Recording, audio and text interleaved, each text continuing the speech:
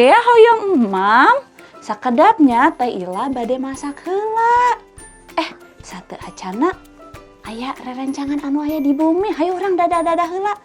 Halo sampurasun, patepang deui sareng Teh Ila jeung Gea di acara Caki, carita kitab suci. Nah, Gea Teh Ila bade masak heula nya. Antosannya Teh Ila bade masak capcay. Gea hoyong capcay? Oh, Gea tuh hoyong capcay. Janten hoyong naon? Ayam fried chicken. Fried chicken? Atuh kamari atos fried chicken. Ayeuna urang bade mam capcaynya. Eta teh sayur anu sehat. Supados urang teh sehat kanggo tubuh urang sadaya nya. Nah, eta teh sapertos caritana Daniel di kitab suci. Gea terang caritana? Teu terang? Tah, ku Teh Ila dicaritakeun nya, kieu caritana. Dina hiji zaman aya hiji raja anu namina Raja Nebukadnezar.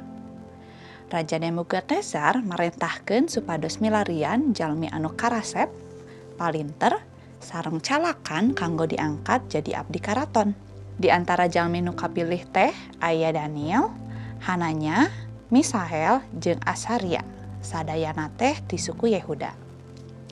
Tuluy raja marentahkeun supados jalmi nu kapilih ieu dipasihan emam sareng eueut nu sami sapertos kanggo raja. Emameun sareng eueuteun eta teh dipersembahkeun ka dewa anu disembah ku raja. Daniel sareng rerencanganna alim emam sareng eueut nu sami sapertos raja. Sabab eta teh ngalanggar parentah Gusti. Janten Daniel sareng rerencanganna saukur emam sayur jeung cai herang.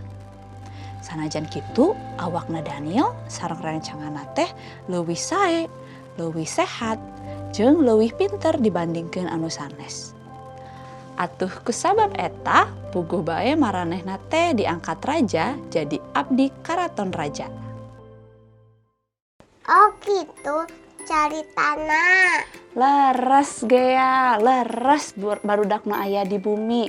Caritana teh kitu, janten sayur teh sae kanggo tubuh urang, kanggo awak urang. Tah utami nama sanes naon bae nu dieueut atawa diemam ku urang sadaya, tapi nu pangutami nama taat ka Gusti. Daniel ge apal yen anjeunna upami taat, anjeunna pasti diberkahan ku Gusti. Sami sapertos urang sadaya, upami urang taat, urang diberkahan ku Gusti. Tah barudak nu aya di bumi janten urang kedah taat sapertos Daniel. Ge oge nya taat ka Gusti, leres. Nah ayeuna Teh Ila masak heula nya. Janten teu nanaon nya capcay ge nya. Tah ayeuna urang dadah-dadah heula. Dadah-dadah ka rencangan anu aya di bumi. Patepang deui di sanes waktos. Dadah, Gusti Yesus ngaberkahan.